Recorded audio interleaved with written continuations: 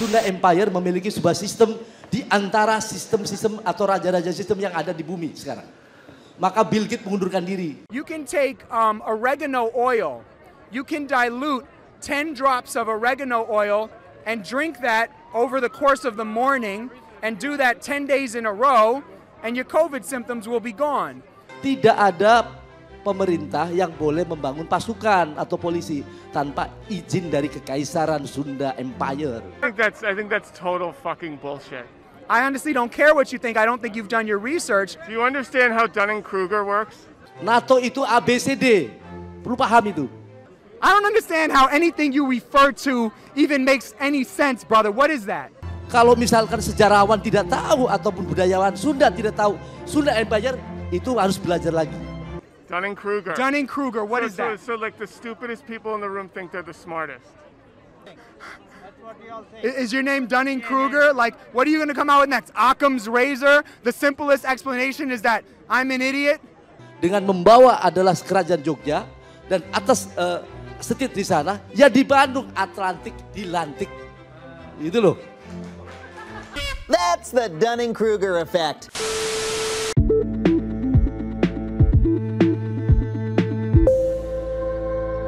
Hai, di video ini kita akan membahas tentang Dunning-Kruger effect, sebuah bias kognitif yang membuat orang bodoh seringkali menganggap dirinya paling pintar. Orang-orang tidak kompeten merasa dirinya kompeten. Saya akan coba menjelaskan bagaimana fenomena ini terlalu sering kita temui dalam masyarakat, masalah yang dapat ditimbulkannya, serta bagaimana cara kita untuk menghindarinya. Mari kita mulai.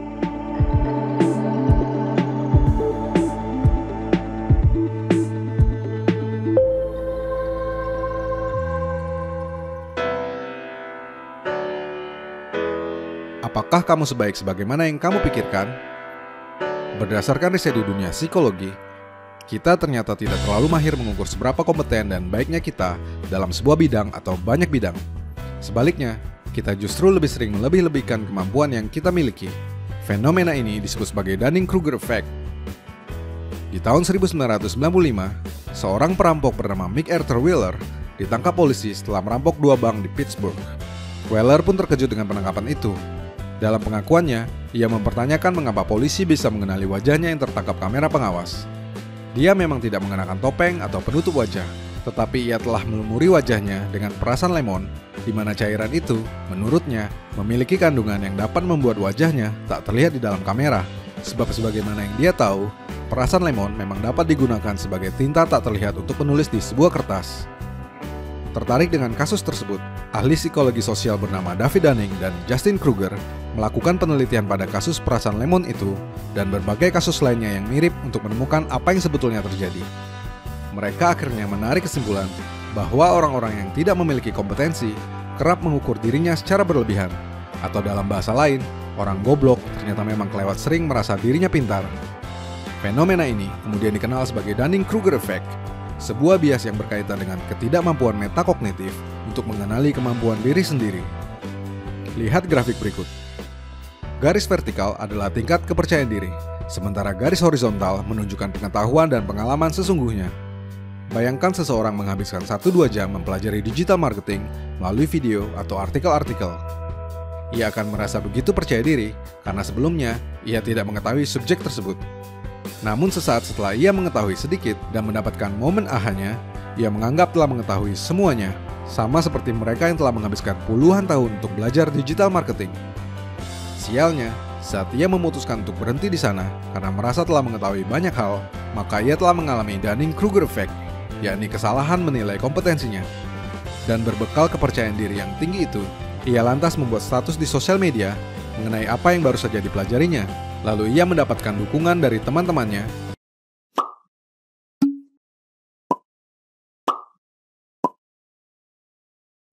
Dan simsalabim, ia kemudian menyebut dirinya sebagai seorang expert dan bikin kursus digital marketing. Padahal, jika proses belajar diteruskan, menurut grafik, kepercayaan diri seseorang akan menurun seiring waktu dan seiring apa yang dipelajarinya. Sebab semakin banyak hal yang dipelajari, semakin seseorang merasa bahwa dirinya ternyata tidak mengetahui apa-apa. Barulah setelah proses belajar itu berlanjut dan terus berlanjut, tingkat kepercayaan diri seseorang akan mencapai apa yang dapat dicapai sebagaimana level pertama. tentu dengan kompetensi yang sama sekali berbeda. Bagi seseorang yang terjebak dalam Dunning-Kruger Effect, pengetahuan bagaikan sebuah kotak yang ia pikir telah ia kuasai seutuhnya.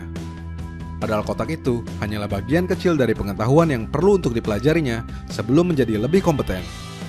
Bahkan sebetulnya, kotak ini mungkin juga baru sebagian dari pohon pengetahuan yang pada hakikatnya terus berkembang. Tak heran, orang yang pintar kerap merasa dirinya masih kurang pintar, sehingga selalu terus ingin belajar. Sebab semakin banyak kita belajar, semakin kita tahu jika kita tidak banyak tahu. Bagaikan padi, semakin berisi, semakin merunduk. Dalam keseharian kita, Dunning-Kruger Effect dapat ditemukan di mana-mana. Seberapa sering kita bekerja dengan orang yang tidak sehebat seperti apa yang mereka katakan. Sebaliknya, kita sendiri juga mungkin sering melakukannya. Dalam kadar tertentu, itu adalah hal yang normal karena kepercayaan diri merupakan salah satu elemen penting dalam kehidupan sebagai manusia. Tapi masalahnya, sebagai sebuah bias kognitif, Dunning-Kruger Effect dapat menciptakan hal-hal yang sangat merugikan saat ia secara tidak disadari menjakiti masyarakat dan kehidupan kita, menjelma guru-guru gadungan, ahli-ahli bodong, intelektual-intelektual karbitan, influencer-influencer norak yang sayangnya kerap mendapat dukungan yang berlebihan. Sebab tong kosong memang nyaring bunyinya. Saking nyaringnya, itulah yang selalu masuk ke gendang telinga kita. Di level-level pengambil kebijakan, Dunning-Kruger Effect menjadi sangat berbahaya dan bukan tak mungkin merupakan biang kerok yang berkontribusi pada kekacauan dunia. Bahkan menurut pendapat saya, bukan perubahan iklim, bukan overpopulation, bukan perang dingin, bahkan bukan COVID-19. Masalah terbesar yang ada di dunia terletak pada para pembuat kebijakan yang tidak becus, the man behind the gun. Para penguasa, pengambil keputusan, ketua-ketua organisasi, pakar-pakar yang seringkali tidak kompeten. Di Indonesia, masalah ini menjadi kian kronis, sebab kita selalu dapat menemukan the wrong man in the wrong place, orang yang salah di tempat yang salah, dari tingkat RT sampai negara. Dilihat dari kacamata berbeda, ini persis seperti apa yang dikatakan Imam Ghazali tentang jenis manusia yang paling buruk, yakni jenis manusia yang selalu merasa mengerti, selalu merasa tahu, selalu merasa memiliki ilmu, padahal ia tidak tahu apa-apa. Dan repotnya, manusia jenis seperti ini susah disadarkan. Kalau diingatkan, ia akan membantah, sebab ia merasa tahu atau merasa lebih tahu. Jenis manusia seperti ini paling susah dicari kebaikannya. Inilah jenis manusia yang tidak tahu, dan dia tidak tahu kalau dirinya tidak tahu. Lalu bagaimana cara untuk mengenali dan menghindari Dunning-Kruger Effect dalam kehidupan kita? Untuk orang-orang yang bekerja dengan kita atau yang akan kita pilih, selalu cek rekam jejaknya dan jangan cepat terpengaruh dengan kepercayaan dirinya. Hampir semua keahlian tidak diciptakan dalam 1 bulan, apalagi 1 malam. Kita perlu melihat secara objektif rekam jejak pada apa yang telah ia lakukan dan hasilkan, bukan pada apa yang ia citrakan.